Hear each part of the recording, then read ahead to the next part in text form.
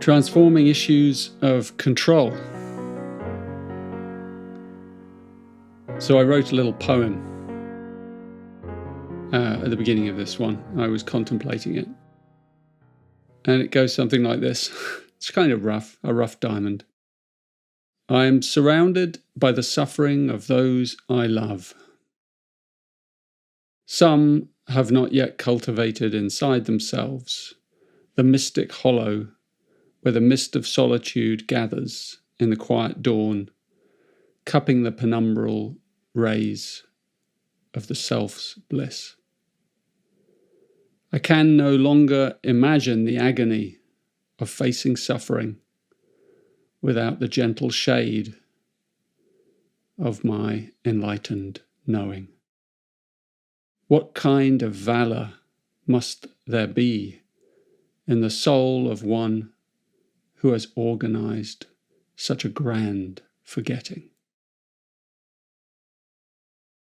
So it kind of came from a very lofty place, but essentially it's about, my contemplation about control has come out of this tunnel of I cannot control the suffering of others. There's nothing I can do really to make it better. And this is probably the biggest challenge in my life. So I'm using it as a springboard for this contemplation, how to transform issues of control. I was reading recently, rereading a wonderful book, Siddhartha by Hermann Hesse, which I read in my late 20s, my mid-20s, early 20s probably. And he's this he comes to his sagehood throughout this short book. Beautiful, I really recommend it.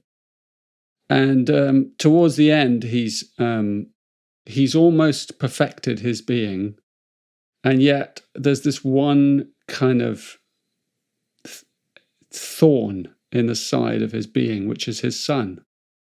And his son comes to live with him through a series of, he didn't even know he had a son. And then his son comes to live with him, and he's perfected his silence of his inner being, but his son is totally at odds. He's not interested in his father or in enlightenment or realization or anything. In fact, he's just a completely wild, rebellious soul who is out of control and deeply suffering. And so it's like the final, test that Siddhartha has to go through, where he realizes, he hasn't surrendered really, not to the deepest level. So it's an incredible thing. And what that made me think of is that issues of control, the tighter we hold on to something in life, you can guarantee that life will engineer a way to make you suffer more because you're holding on to it so tightly. And that's kind of been part of the springboard for my contemplation here.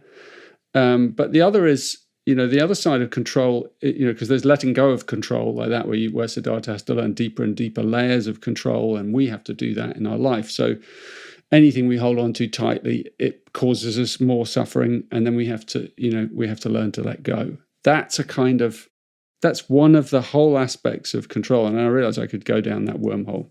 I'm going to go down a slightly different direction, which is the areas where control is needed. So in other words, there's issues in life where we need to let go of control, and there's issues where we need to take more control. And I want to go down that rabbit hole because I think they both lead to the same place. So, there are things in our life where, like I mentioned, we can't control the suffering of others.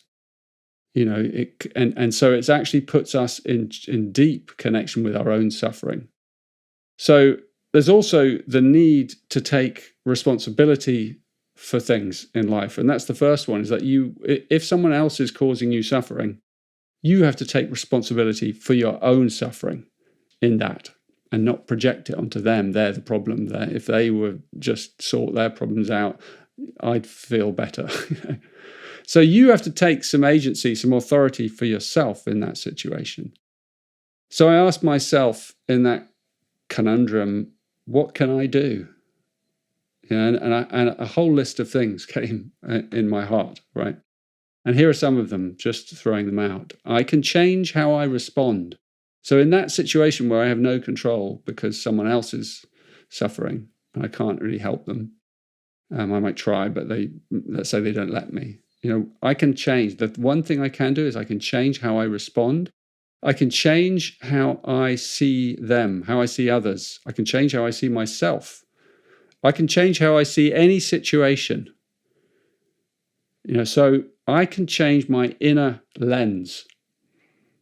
So, change how you see the situation so that it then becomes a gift instead of a curse. That's like taking control in a powerless situation, transforming the way you view it. And that's a big thing. It's a big ask. So that's a chunk of work that we have. So here's an example. Someone I love, let's say, is suffering, and they're suffering in an inner crisis of identity, a lack of purpose.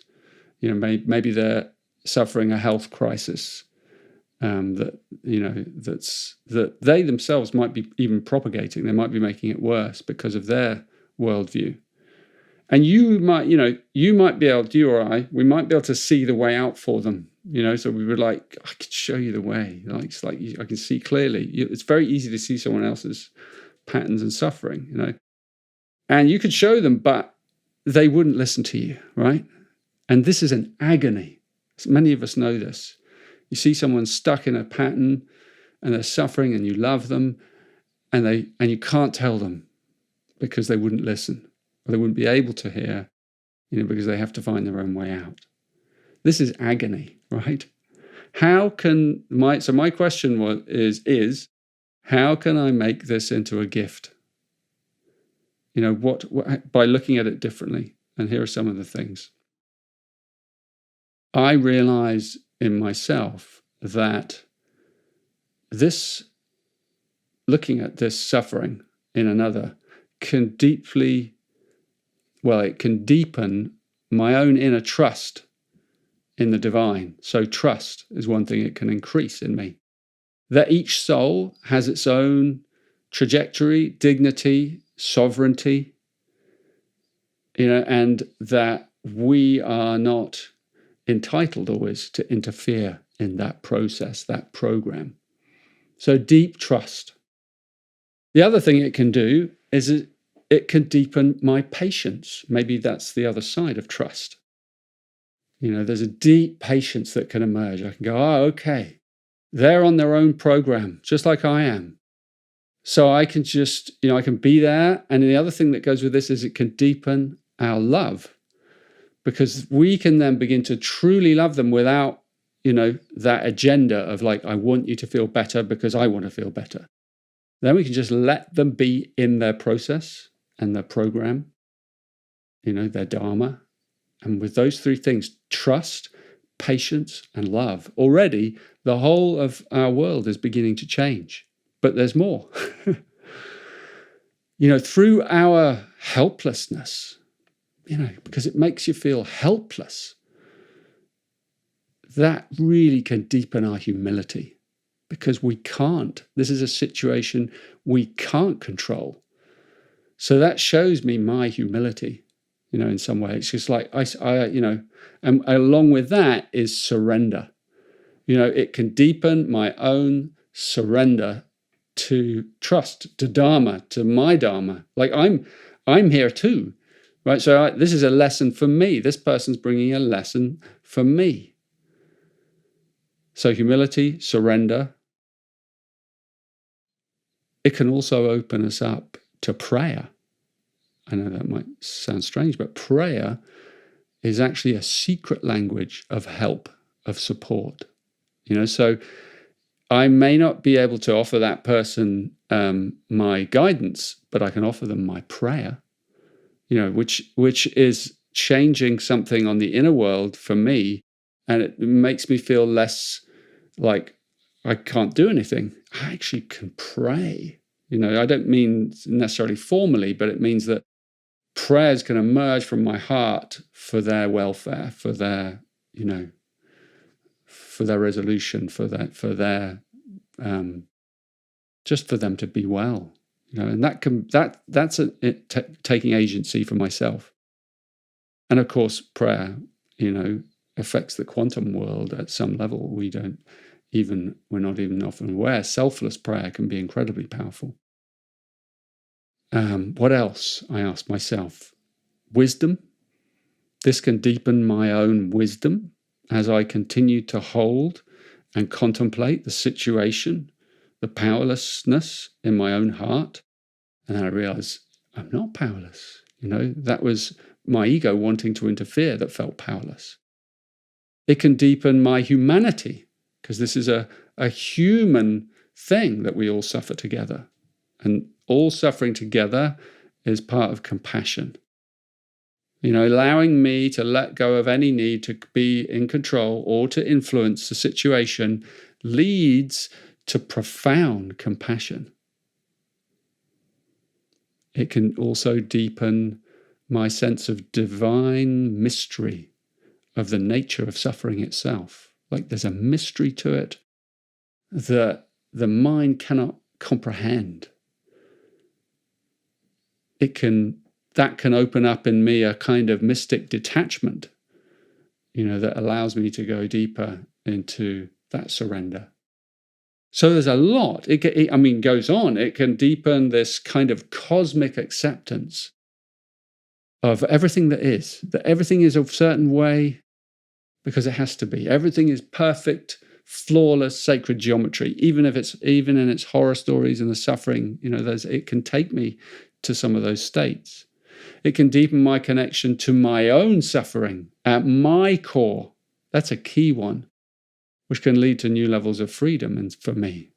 So someone else's suffering puts us deeply into tune with our own suffering. And any situation, therefore, that's outside of my control can potentially lead to all these realizations, these revelations. It's quite incredible when you really open up something like this. One more thing I discovered was it can catalyze creativity. And this is a beautiful one. I can create from that pain and find all kinds of ways of transforming that pain I feel into beauty, into art, poetry, music, wisdom, service, insight. I can put that suffering that comes up in me to service in some way, to some colorful, beautiful, creative service.